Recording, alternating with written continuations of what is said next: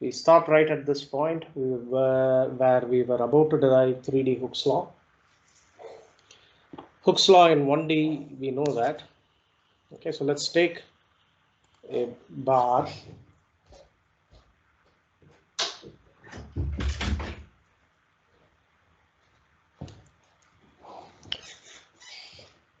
Let us take a bar and apply a load in a particular direction.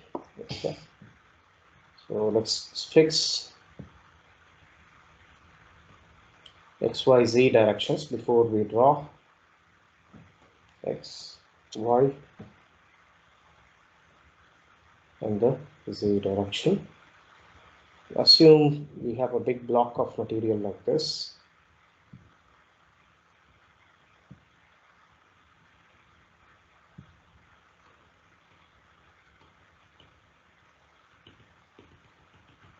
Okay.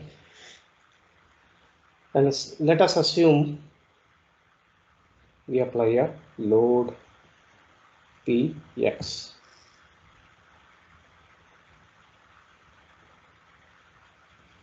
In this direction. And similarly, if we can also think of a 3D problem where we apply a load Py.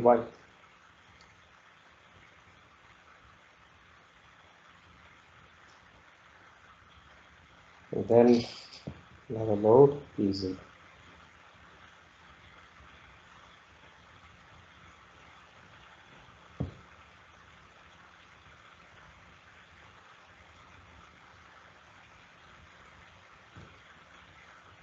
We can split this problem into 3 different problems using principle of superposition, where we take problem 1 as only load Px.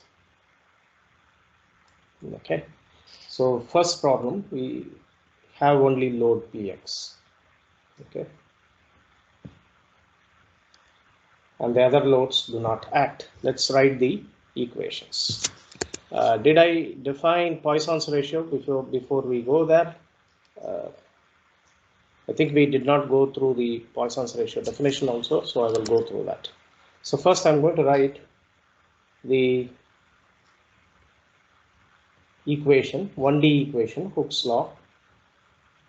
This is the 1D equation we have. I'm going to rewrite it in a slightly different way as sigma xx over E. Okay. Now we also have Poisson's ratio definition. I'm going to write it right here. Poisson's ratio is minus lateral strain, normal strain, by longitudinal normal strain. So what is this lateral strain and longitudinal strain? Longitudinal strain is the strain along the direction in which we apply the load Px. So that in the first problem, it stands for, let me write the Poisson's ratio definition.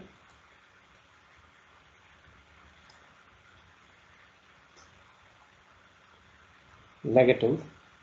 So the longitudinal strain is along the xx direction. It is the normal strain along the xx direction. Similarly, what is the lateral strain? The lateral strain will be in 2 perpendicular directions, along the yy direction and along the zz direction. So it could be two strains. So I'm going to take one of them, and we can also write it as in terms of z.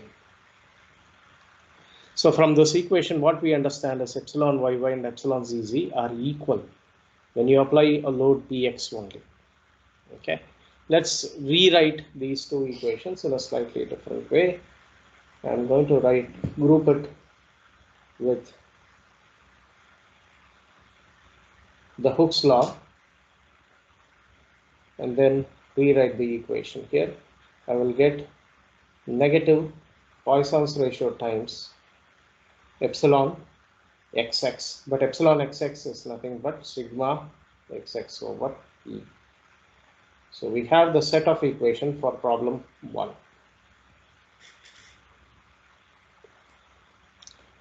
Let's go to problem 2.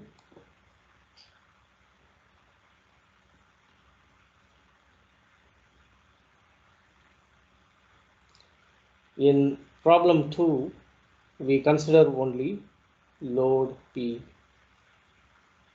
y only load Py. So for this case, we write sigma yy is equal to E times epsilon yy and rewrite it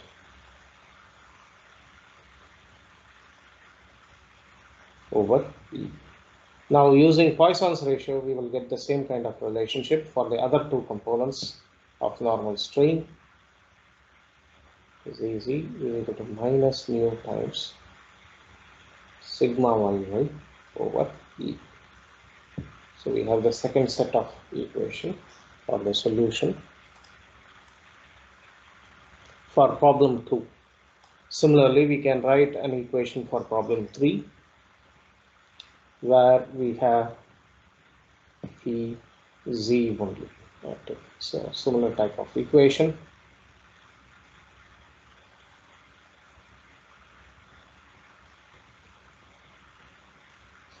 And epsilon xx is equal to epsilon yy.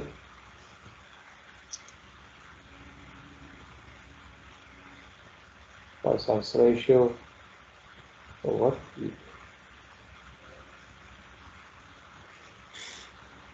Okay. So what we can do now is combine the three solutions. So we can take epsilon xx terms and see how the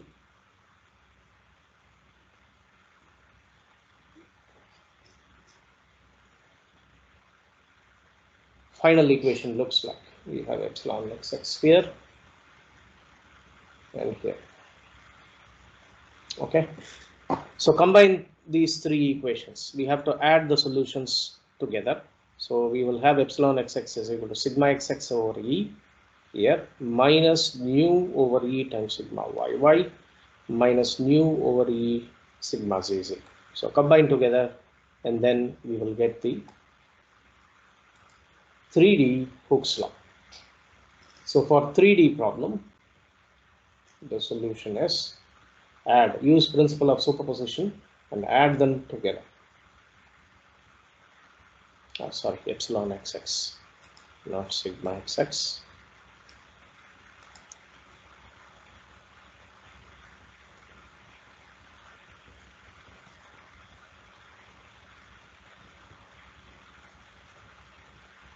Sigma is easy. So similarly, we can combine the other terms. Let's say for yy. We have yy here.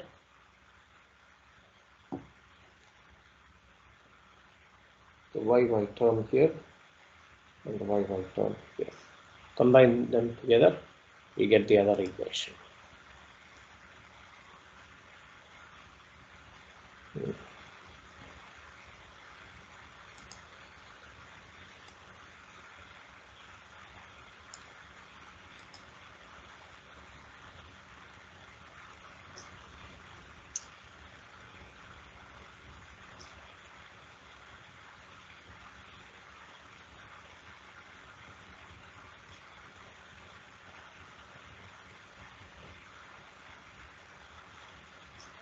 And then so ZZ.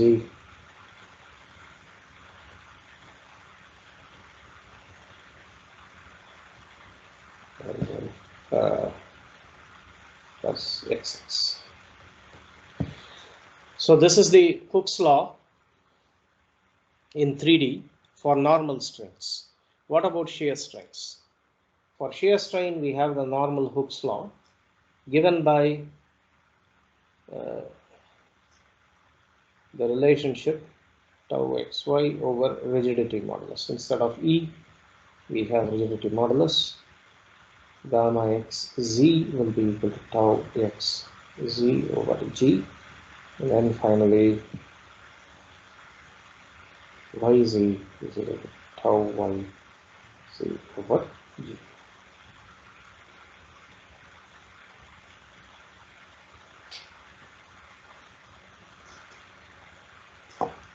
So this is the 3D Hooke's law.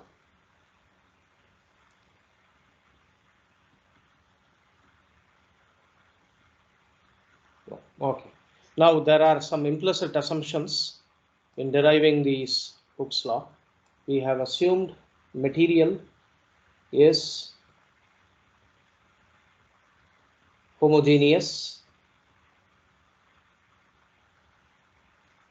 and isotropic. This is very important assumption. If the material were not homogeneous and isotropic, none of these equations are valid. If it is anisotropic material but homogeneous material, then we will have the Poisson's ratio different in different directions, E values different in different directions, G values are different in different directions.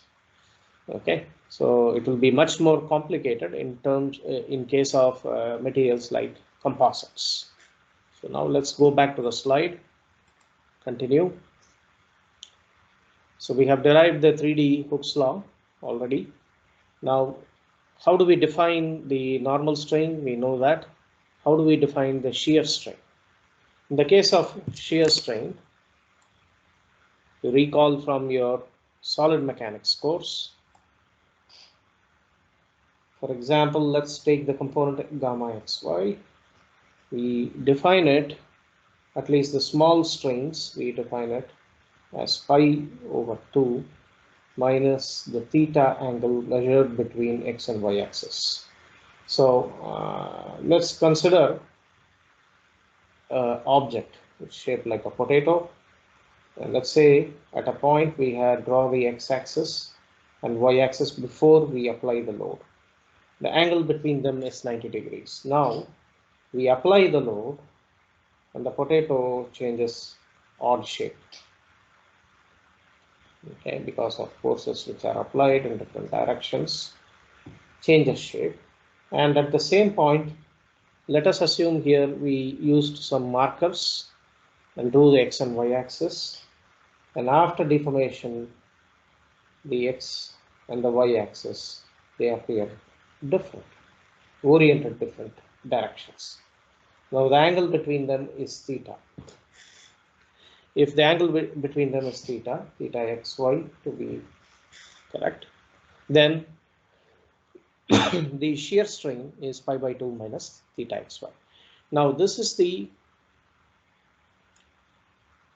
formula, correct formula, especially if the gamma xy value in radians, remember all the angles are measured in radians, theta xy. If theta xy is very, very close to pi over 2, in other words, pi over 2 minus theta xy is an extremely small quantity, then much less than 1, okay, then this formula is valid. What is the case if let's write equal to here? What is the case if the angle change in angle is very large? Then shear strain for large strains is measured in different way. So let's see here. We have the angle tan of pi over 2 minus theta. If the angle is very large, then this is the case. So gamma xy is large. That is, the value could be nearly 1 or greater than 1. Okay, in that case, we can use this particular formula. Okay, so let's go here. For the same isotropic homogeneous material, the quantities rigidity modulus G, Young's modulus E, and the Poisson's ratio, they are connected by this formula. So if you know two values, you can also figure out the other value.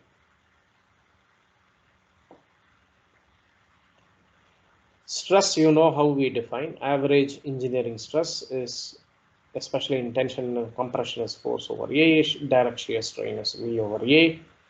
These are some of the formulas we need to recall. If you have a bending moment load, then we have a different type of formula. Sigma x is equal to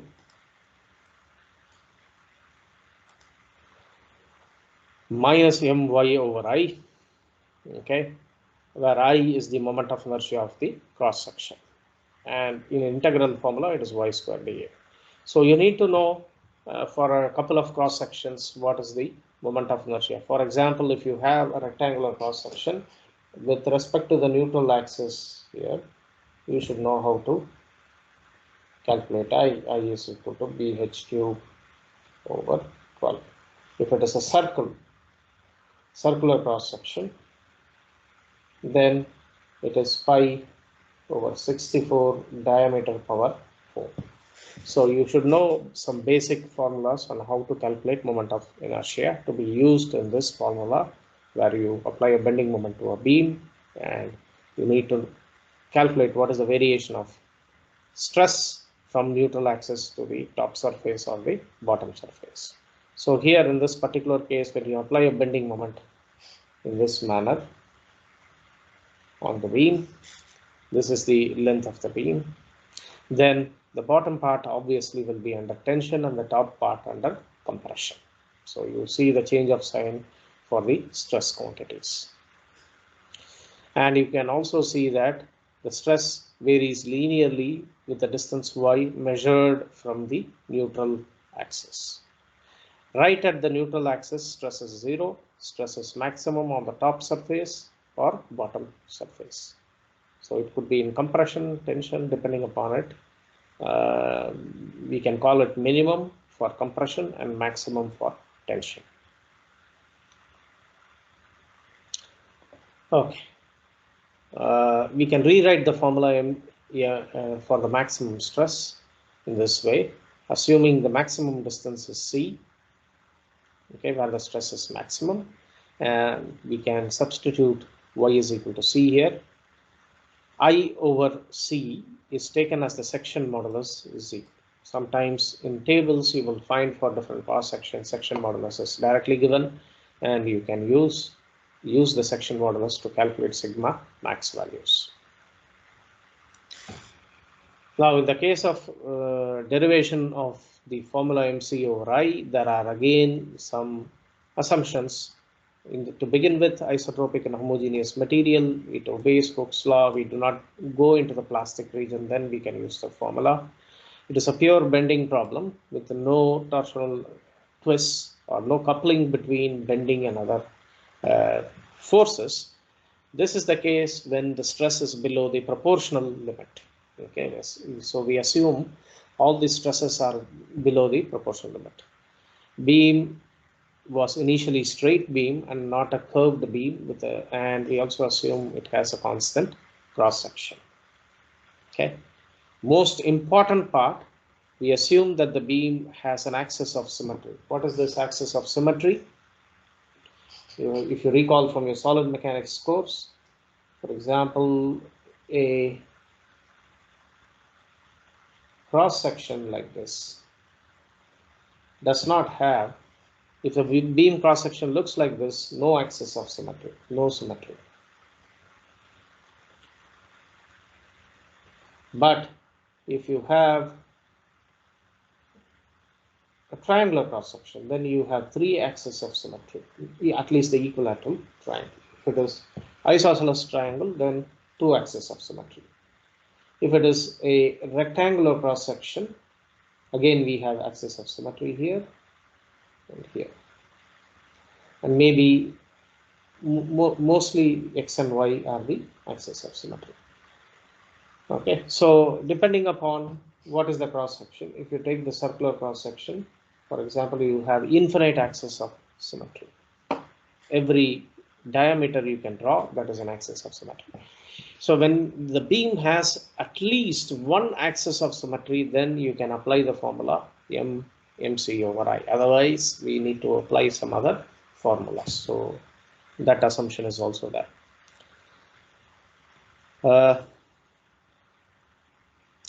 So also we are going to assume that if any failure that occurs in the beam, that failure is purely due to bending and no other failure takes place, like buckling or wrinkling, crushing. These are various other types of failures.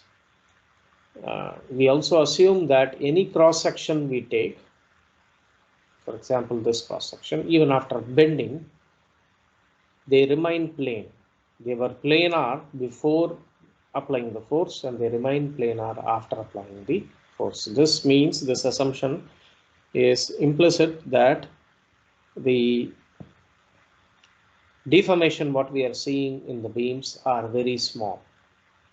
If it is not large deformations, and that is why we can assume planes remain plane, lines remain lines, etc. So if you take your beam and draw any line across the cross section here, they remain lines even after deformation. They don't become curves like this after deformation. Okay, so that is the assumption. Okay, so let's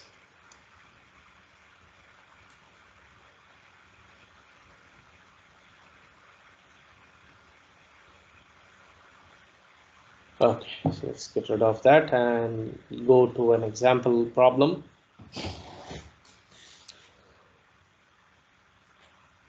Some of the students asked what is the syllabus for midterm. We will try to finish as much as possible. Please go through at least the first 3 chapters. Once I finish the three chapters, I will quickly cover the 4th chapter. So I'm expecting at least first 4 chapters for your midterm exams. Okay. So let's go to the problem now. A beam with a T cross section is subjected to a bending moment load of 1600 Newton meter about the negative Z axis. So the Z axis is here. Let's assume this is the positive Z axis. Let me draw it right here. This is the positive side and the other side is the negative side. So using your right hand rule, we can figure out in what way we are applying the bending moment. So it is subjected to a bending moment about negative Z axis. So use your right hand rule and you will see that the bending moment is in this direction. Okay. So which means what? Since I apply a bending moment like this, tension in the top, compression in the bottom. So we'll put plus and minus sign on the top and bottom. Locate the neutral axis and find the maximum tensile and the compressive bending stresses.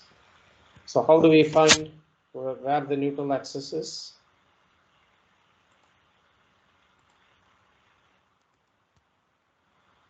Find the centroid though first. So find the centroid. So let's write.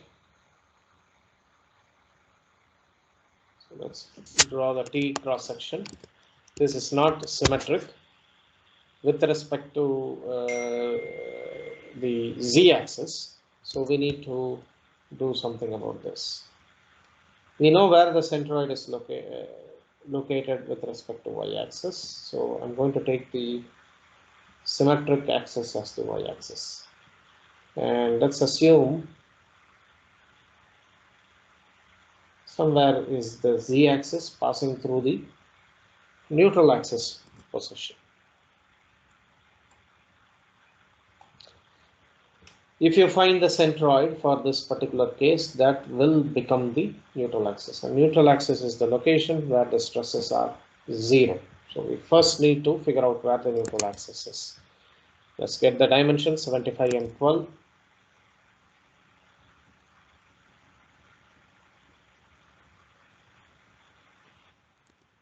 Okay. Then we have 100, whatever is the unit. Assume they are in millimeters.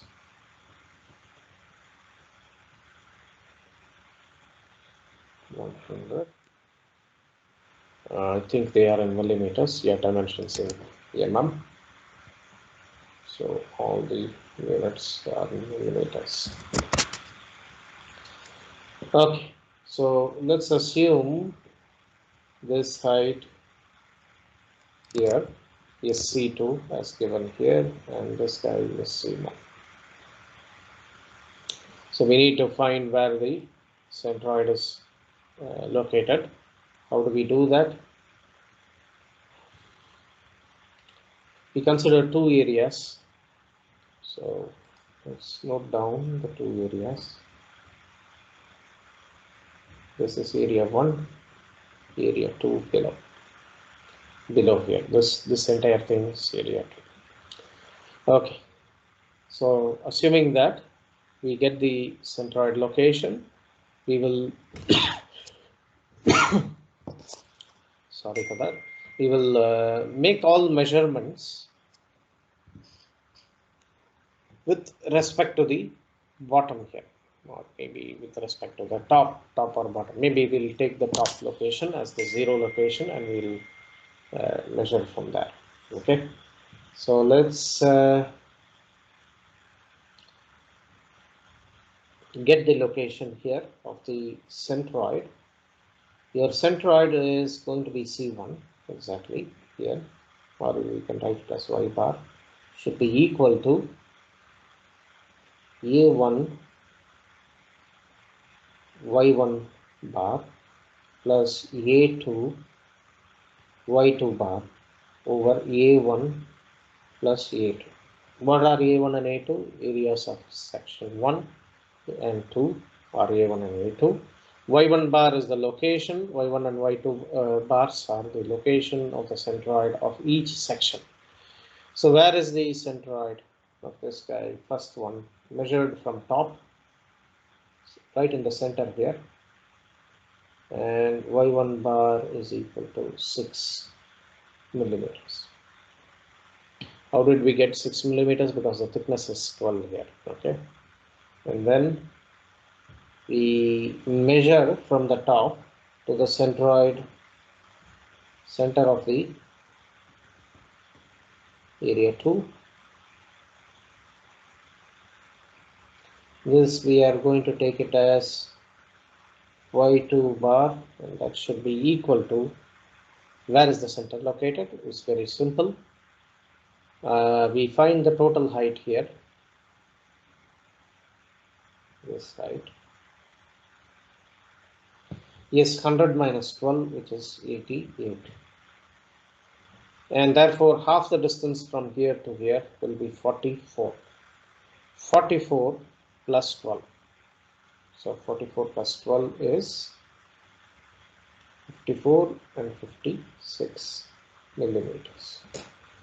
So we have y1 bar and y2 bar. Substitute the values here.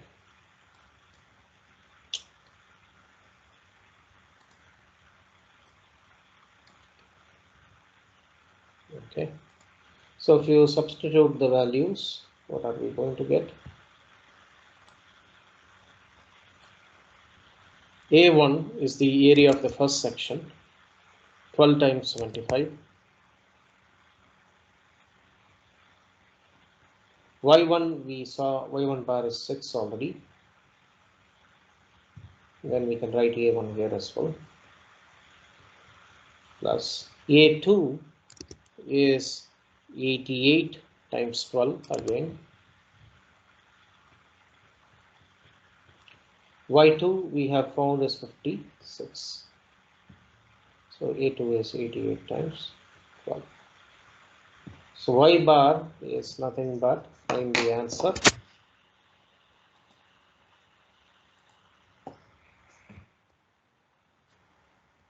Let's see one in our case. 12 times 75 times 6 plus 88 times 12 times 56.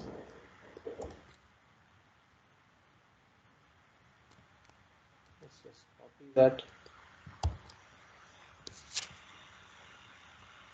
And then we paste that in the denominator with the quantity 56 removed here, 6 removed here. And then you get 32.99.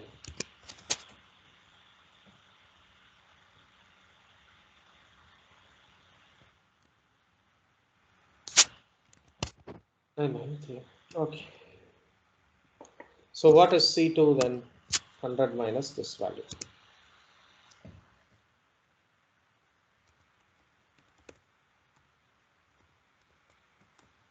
67.06061. So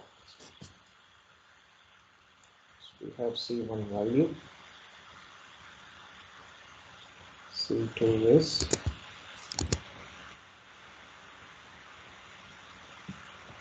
all the units are in millimeters. So we located the centroid. We have C1, C2 values. The next, let's go back to the problem. Locate the neutral axis, find the maximum tensile and the compressive bending stresses. Okay, the top portion is in tension, is equal to the bending moment, and we have to also calculate moment of inertia. So before we go here, let's calculate moment of inertia. Forgot about that. And moment of inertia should be about the neutral axis. Remember that. We know what is the moment of inertia about this particular axis, the neutral axis of the first section with respect to its centroidal axis is given by 75 times 12 cube over 12. Okay, so first what we are going to do is write it as I1 with respect to neutral axis plus I2 with respect to neutral axis. So first we need to calculate what is I1 of section 1 with respect to neutral axis, which will be equal to BH cube over 12 about its own centroidal axis. So it will be 75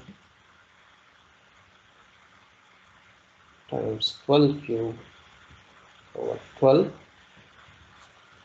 But now we need to see we have to use the parallel axis theorem to obtain what is the moment of inertia of section 1 with respect to neutral axis. How do we do that? We need some distances here. So with respect to the centroid here, what is this distance? We are going to call this distance D1. Okay. In the same way, the distance between the centroid of section 2 and the neutral axis, I'm going to call it D2. Okay. So after we get these distances D1 and D2, we can solve. What is D1? D1 is easily obtained. D1 is nothing but the total distance here, which is 56. Doctor, D1 is C1 minus 6 only. Minus 6, right? So, okay, 1 second. So D1, okay, so I think I gave it wrong here, sorry. So it should be here between the neutral axis. I have noted down wrong.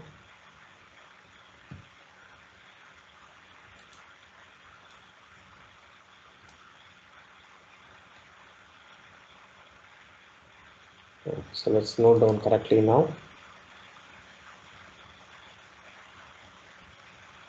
Between the neutral axis. So this is the D1, sorry. Okay, so this is the distance D1, this is the distance D2. We have the distance C1 here. So D1 should be C1 minus 6. Okay, so now what is C1? We have already found 32.9939 minus 6. Again 32. Okay. So let's calculate that.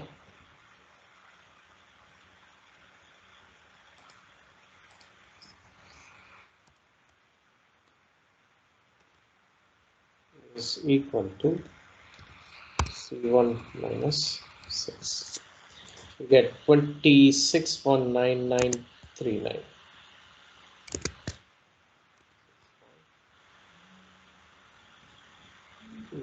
millimeters. That is your D1. And the D2, on the other hand, is the distance here. So that will be C2 minus 44. Yeah. Okay. So let's write C2 minus 44.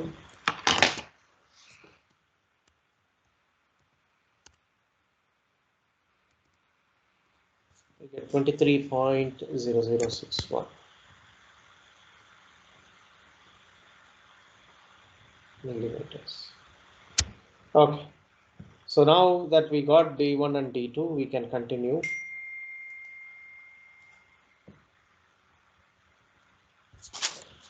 So here we have to use the parallel axis theorem, A1 D1 square, area A1 and D1 square.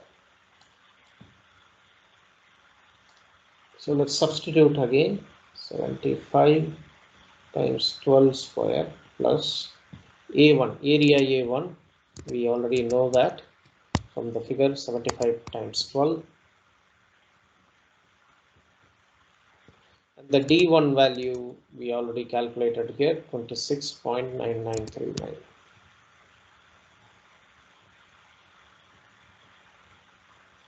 square. Okay, so what is your I1 moment of inertia with respect to the neutral axis? 75 times 12 square. Then we have area A1, 75 times 12 times we have to multiply by D1. Right. Get the value 60, let's say 6.666. Okay.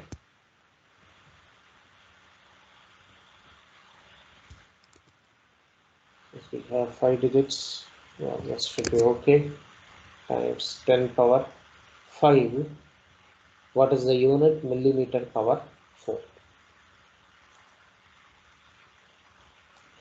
Let's calculate again I of section 2 with respect to neutral axis. It is going to be, go back to the figure, and we can clearly see that it is 12 times 88 cube. Okay. A second.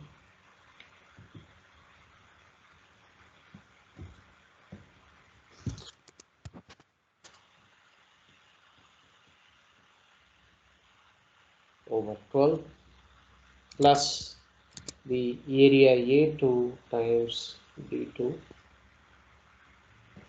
square. We have here 88 cube plus area A2 is 12 times 88 times D2 value, which we already obtained from the value given here, 23.0061 whole square. So calculate this quantity again, and we will get some value. 2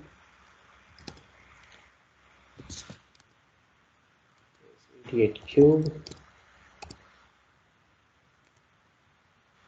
area A2 12 times 88 times the D2 value square. So we get 12.4039.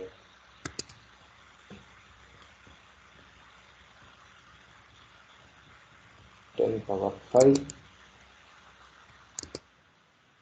millimeter power 4. Okay, so now we can calculate I value, total I value with respect to neutral axis, add them both.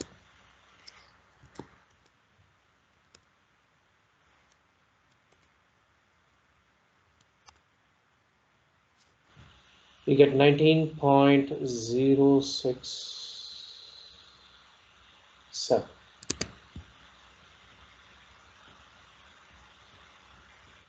into 10 power 5 millimeter power 4.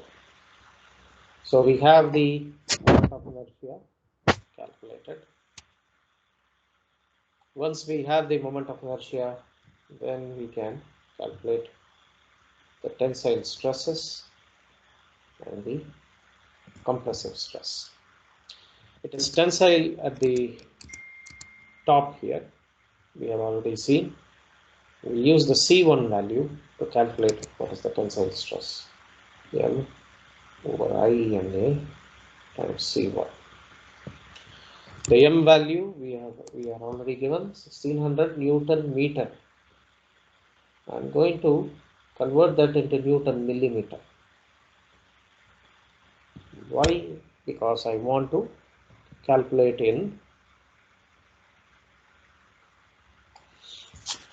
the value in Newton per millimeter square, so that will give me in megapascals. So divide by 19.067 into 10 power 5 millimeter power 4 multiplied by C1 value. The C1 value we have already calculated. Let's go back to the MATLAB. C1 value is 32.9939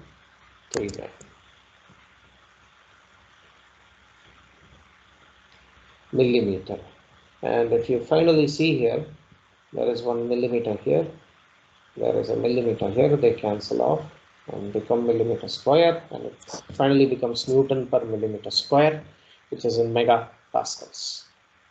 So what is the value we get? Tensile, it is necessarily positive value.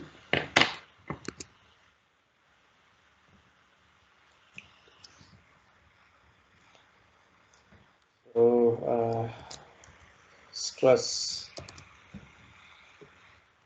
tensile will be equal to 1600 times 10 power 3 divided by the I value and then multiplied by the C1 value. We get in megapascals directly 27.6824 megapascals. So this is the tensile stress.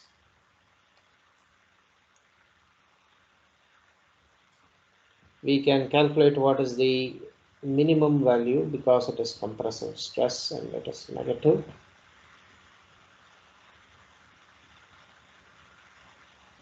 C2 negative 1600 times 10 power 3 divided by 19.067 times 10 power 5 and the C2 value. Let's go up here. We already calculated C2 67.0061.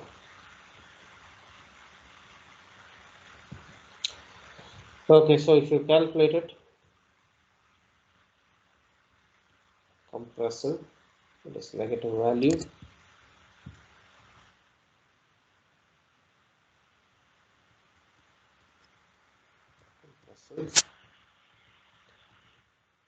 We have the same value, but only thing is we multiply by C2 here, and we get 56.2192.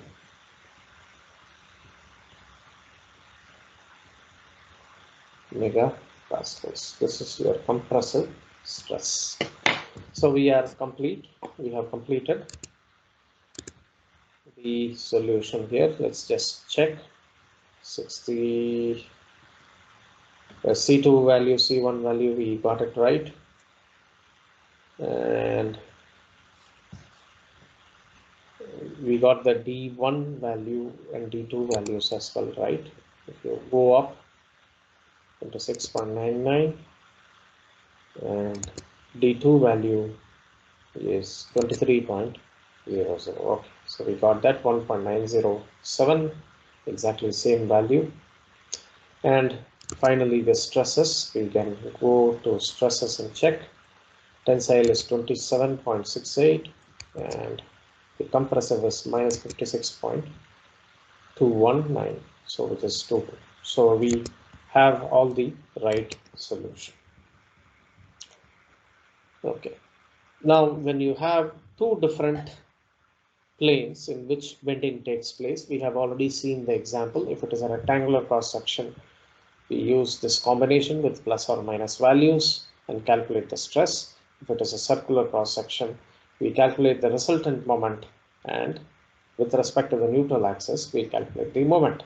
Circular cross section has infinite axis of symmetry, but not the case with rectangular cross section. That is why we have this difference in formula. This is another problem of a 3D problem, just as we have solved in the beginning of the class, where we had two different bending moments, bending moment about y-axis and z-axis. A similar problem is solved. Since I have already solved one example problem, I will not solve it again. So you can use the principle of superposition, figure out my, mz, and then for the rectangular cross section, you will have to figure out at different points. For example, at A, B, etc., whatever the point you have identified. Okay, and then evaluate the stresses. Since I already solved the example problem, I will not solve this. Let's take a look at the shear stress. So this is another important formula you should be aware about. The shear stress formula for direct shear stress is VQ over IB. So this is the formula we will use. Let's assume we take a rectangular cross section. All we need to know is how to identify how to calculate V, Q, I, and P. V already we know. You draw the shear force diagram and find the maximum shear force to identify where the shear stress could be maximum. I is moment of inertia. We have already seen an example in the previous problem. The only quantities are Q and B, which are new, and I will show you here.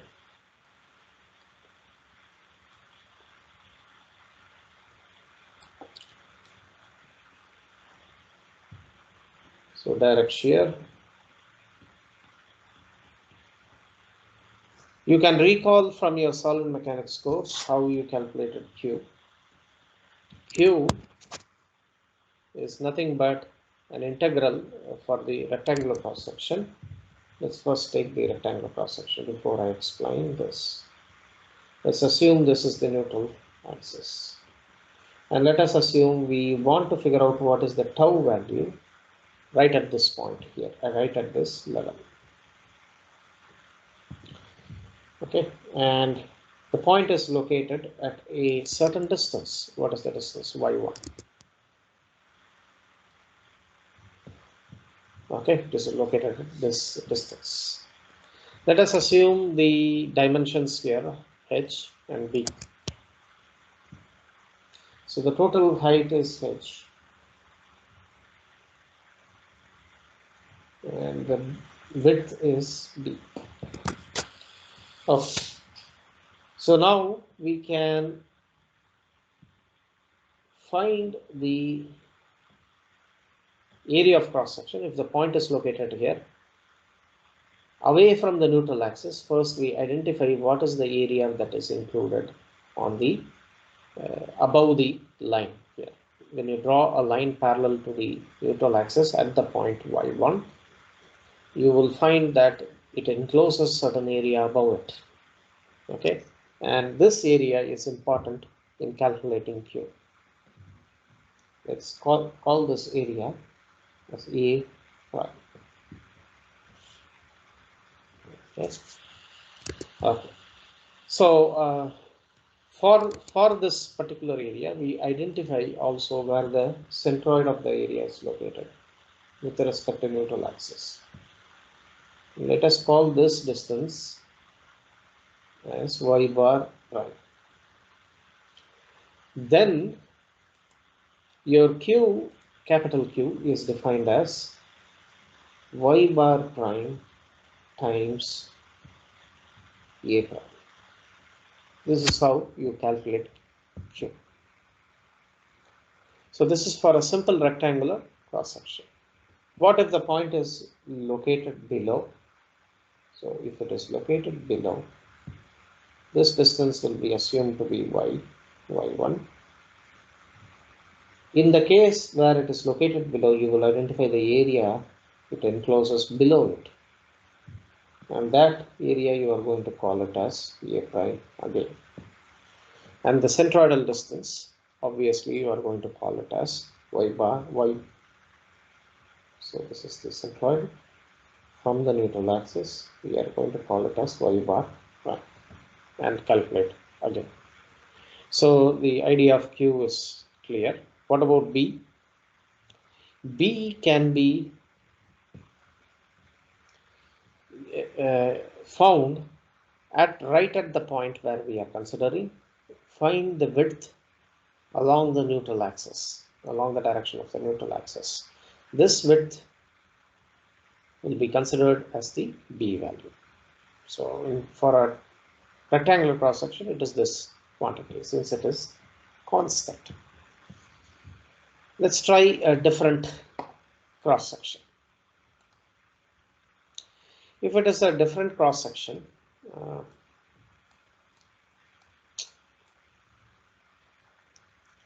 then we have to work it out differently. Circular cross section. The neutral axis is right here. And let's suppose the point is somewhere here. Then we draw a line at that point parallel to the neutral axis. Let's find, let us assume this distance is y1. Okay. Then the area which we have to consider is the area above it. This is the area we need to consider. Find the centroid of this particular area. That you will call it as y bar prime. And then the area corresponding here is A prime. And then you will calculate Q with the same formula. So you need to know how to find the formula to find the centroid of this section of the circle.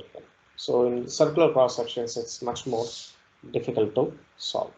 If you do not know this formula, then you have to use integration to find the area, centroid, and then also the area. Okay. What about the B value? The B value will be the length of the chord here. You also need to find what is the length of this chord. That will be your B. So to find the length of the chord, maybe you will use the radius and the angles located here, and then you can find the length of the chord using geometry. Okay, however, if you do not know the formula, then here we need to use integral to figure out what is the area and the location of the centroid, or we can directly use the integral formula here. What is the integral formula? This is the integral formula. We will have to use for the circular cross section y to radius r, or maybe we can consider it as radius c, and y dA. Okay, distance y and dA. What would be y dA here? For circular cross section, I'm going to draw this section here separately, or maybe I draw the circle again because it is a little bit crowded. So let me draw the circle again here.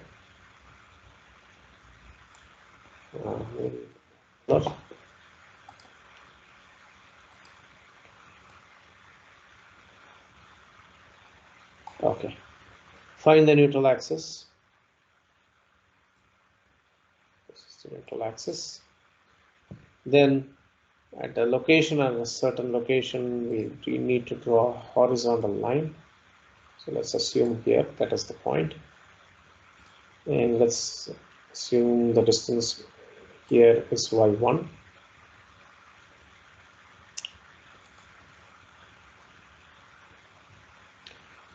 Remember, this is the area we need to consider, and we need to do this integral. To do that, what I'm going to do is take a small section here at any arbitrary distance y. Okay, so I will take this small section, the green section here. Let's assume it is at a distance, arbitrary distance y, and thickness is dy. The center of the circle is here. Let's assume the radius is c and the height is y. Then this particular distance here will be half of the chord length here. Okay, so first we need to figure out what is dA. dA for the small length will be dy times 2 times this length. So I'm going to assume this particular length as d here, 2d. But d is nothing but, using the Pythagoras theorem, square root of c square minus y square.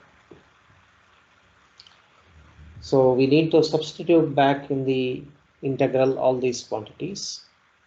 Here dA should be substituted here, and then we have to do this integral, which will be slightly complicated for the circular cross section. y1 to c, the radius, and then we have y times dA, which is 2d. So I'm going to put 2 times d is square root of c square minus y square dy. So pretty complicated integral. We have y times c square minus y square. We have to do this integral here.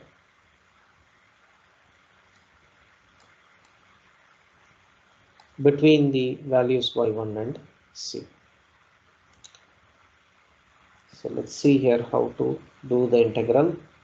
2, we can take it outside, 2 is constant. y1 to c, we have y square root of c square minus y square dy. Okay, so if you assume,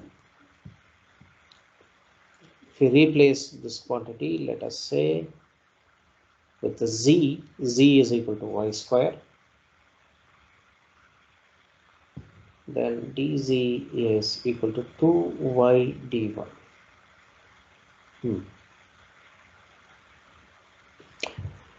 I think we can do the substitution here and then solve. In fact, we can group the 2 inside 2y dy. We can take it as dz and rewrite the integral in a certain way. So since we are taking z is equal to y square and y is varying from y1 to c, the limits in terms of z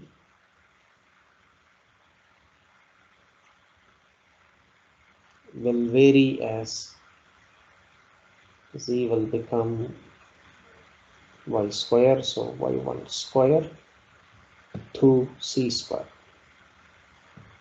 and then we can write c square minus z dz.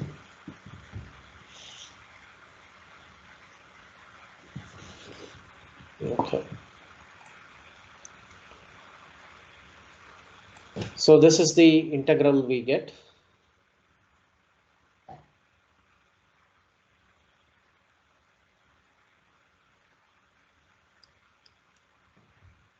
Let's see. You can use another substitution, Doctor. What is the substitution? Example, u is equal c squared minus z. Okay, so let's use that. Okay, so let us say u is equal to c squared minus z. Correct. So we can use du is equal to, since c is a constant, it will simply go off, minus dc. And then we can write q is equal to, since du is equal to minus c. Okay, so let's see here limits y1 square. If we substitute y1 square, our u will become c square minus y1 square, and the upper limit will become c square 0. Yes. So then we have a negative sign also, becomes negative du, and then becomes square root of u. You can flip the limits, Doctor. It's better with the Yes. negative. Yeah, we can flip the limits, take the, since we have the negative here, let's take the negative here, c1 c square minus y1. We can take it 0 to, where is the blue color here? 0 to c square minus y1 square. Okay, so now it is integrable, u power 1 over 2. So integrate it. You are getting 1 over 2 plus 1 is 3 over 2, and 3 and 2 within the limits 0 to c square minus y1 square. Okay, so q is equal to 2 over 3, and substitute here, 0 is 0, so we have only the upper limit. We have c square minus y1 square, the whole raised to the power 3 over 2. So this is the q we are getting. So for circular cross section, it is a little bit involved, and then you have to calculate the q value. We already know the b value which we should substitute. B in this case will be 2 times d, and we know what is d. D is c square minus y square under root.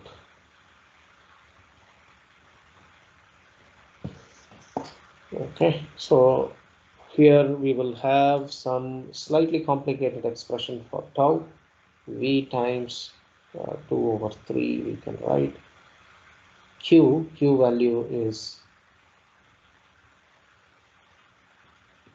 to the power 3 over 2 by I value times B value. B value is, again, we can put a 2 here, take it out, and then square root of c square minus y square. So we can see here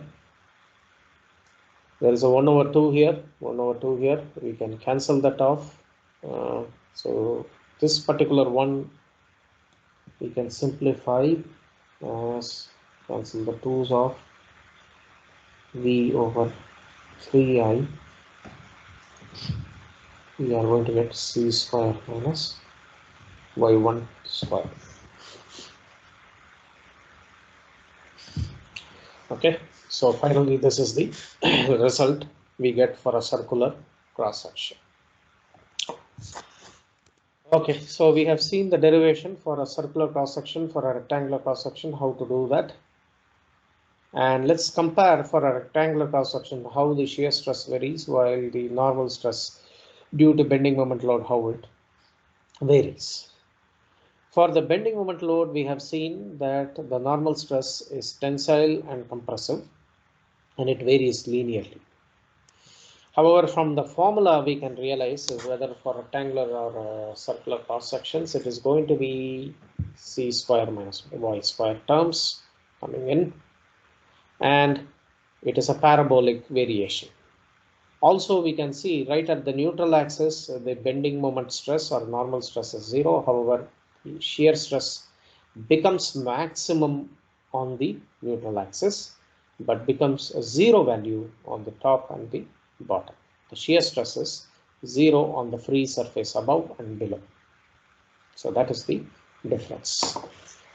We can also see the form of equations for a circular cross section is very similar to a rectangular cross section. Right here. So let's see here. We can replace I here with, for a circular cross section, we can write it as pi over 64 d power 4. However, we also know that the area A for a circular cross section is pi by 4 d square. So let's try to express this guy I in terms of area.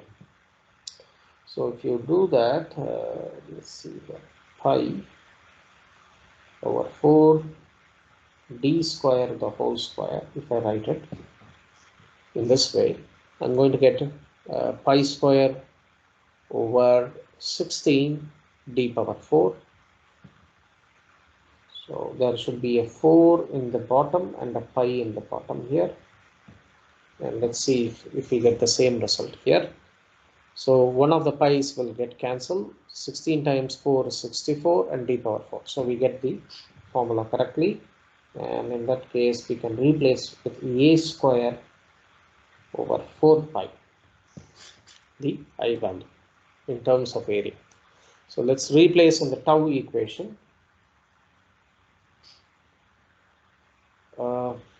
V over 3 times I. So we are going to get 3 times a square over 4 pi. Take it to the numerator, 4 pi, and then multiply by c square minus y1 square.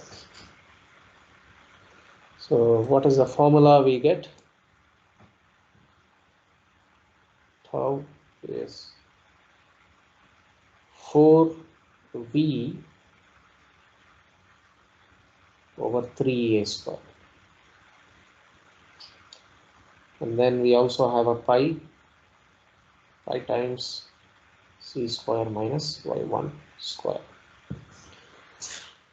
Okay, so here we have 3v over 2a, and here we have 4v over 3a square times pi, and then this term. However, the variation, this is just a constant. All these terms are constant.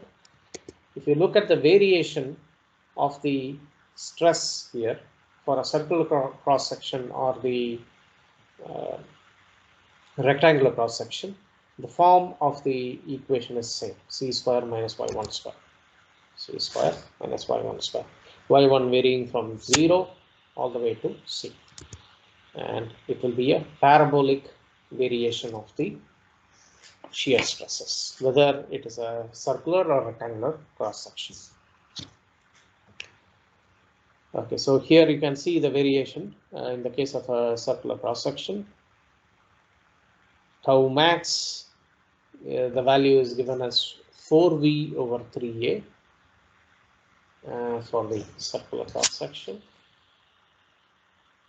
Okay, and the max value here is, okay, so let's see here the maximum value right at the center. So this becomes c square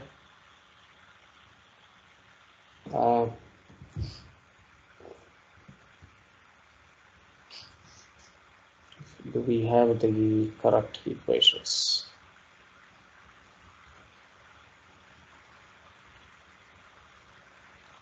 Substitute y1 equal to 0, Doctor. Yeah, I know that, but here they are saying 4V over 3A. We are getting here slightly, so C square is the area. So maybe if we simplify it, we may get the same result. Tau max we can substitute for V, and let's keep one A here and expand the other A, area pi over 4 C square, right? Okay. Pi over 2, Doctor, because Yeah. radius. Huh? This is the radius. Okay, pi r square. So pi c square. Yes. So this is the radius. So it should be simply pi c square. One of the area. Yes, pi c square. Yes. So now we have pi here and c square. So they get cancelled, and we do get 4v over 3. So the tau max value is 4v over 3. That's right. Okay.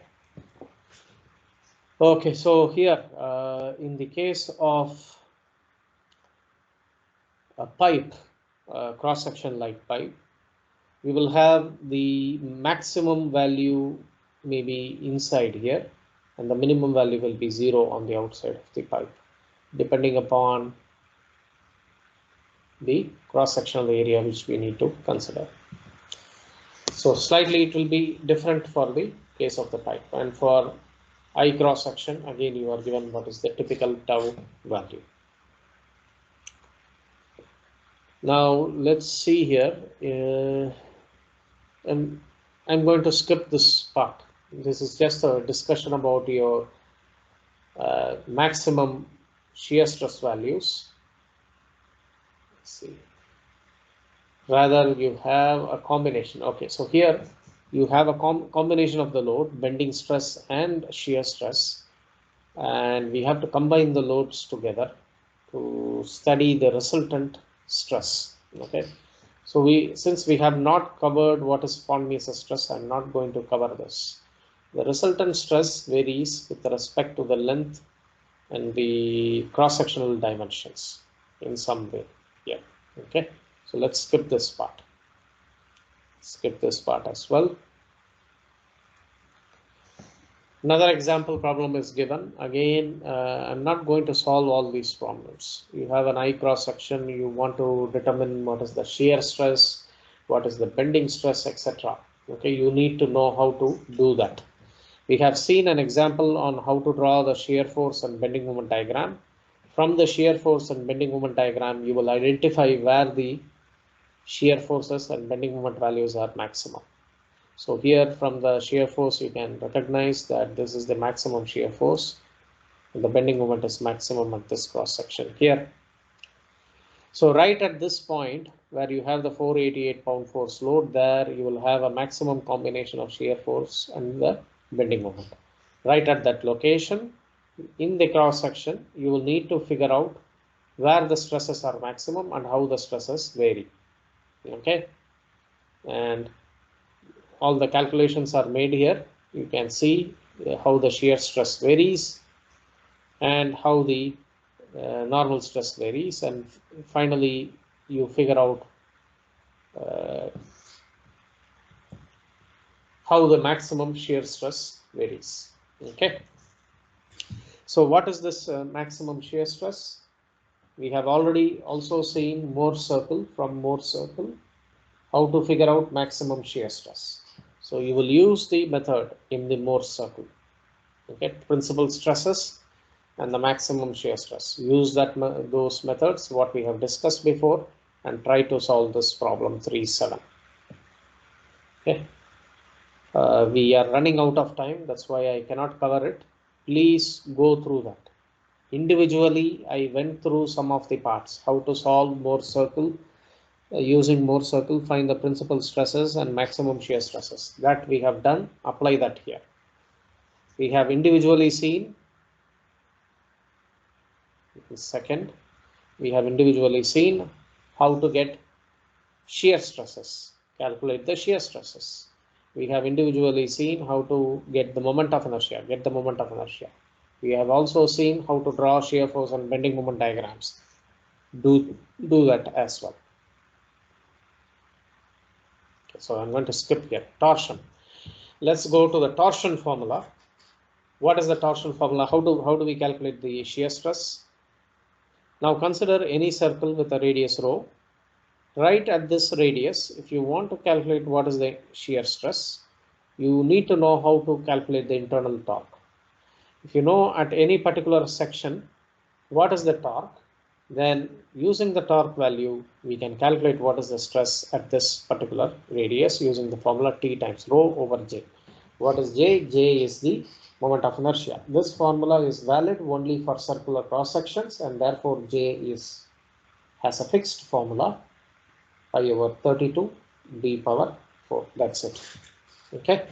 Use that formula and evaluate what is the shear stress.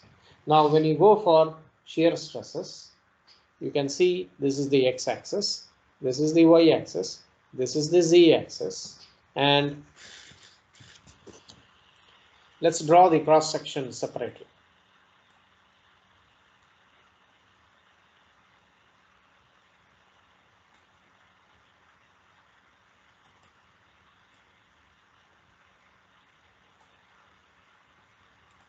And let's draw the axis here, y-axis, z-axis, y, z. Let's draw at some radius rho. Okay, assume this is concentric. Okay, even if it is not concentric, assume it is.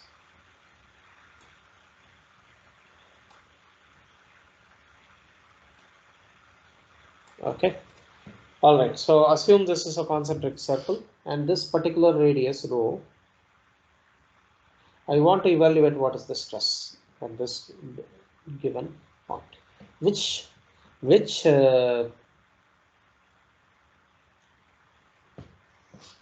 What kind of stress it will be? Which component of shear stress it's going to be? The direction of the stress or forces here is going to be in this direction, depending upon in which way we apply the torque, assuming the torque is applied in this direction. Okay, so now what component of stress is this? We are going to calculate by the formula T over A times rho. The component of stress is basically going to be R theta. It's not, this component of stress is not going to be your Cartesian coordinates, your Cartesian components from the stress, because it is in radial coordinate and in the theta direction. Therefore, this component is R theta. But if I go right to the point on the y-axis, sorry, this is not R theta. Again, we need to be careful. Rather, it should be x theta direction. Okay. Now, why it is x? Now, this is the y-axis and z-axis. The plane which we are considering is the plane perpendicular to x-axis. So that is the first subscript, and then the direction of the force is in the theta direction. Therefore, the component is tau x theta. That is the component we are going to calculate. Let's take another point, the green point here, and then right at this point I want to calculate the component here. Okay, so in this case, this is going to be tau x z component, tau x z component here, right here, by the formula T over J times rho. Same value, but now right at this point it becomes tau x z component because it is in the direction of z. Now let's take a look at another direction, right at the point z. Now here the component is going to be tau x y because it is in the direction of y, is equal to T over J times rho. Same formula, same everything, but the components are different. So for torque, you need to be careful which point you are choosing. Depending on the point, the shear stress which you are calculating, you have to write the component properly. Okay. So here it is tau xz, here it is xy, but in this point it will be x comma theta. It is not in the y direction or z direction, but it is in some random direction theta. So I'll write it as x theta component. So be careful, and when you write the components, be careful which component you are calculating. Okay, so let's take a short 10-minute break. Been very long class. We will come back around 9:40 and continue. Okay, is it okay? Okay. Okay, doctor. 9:40. Okay.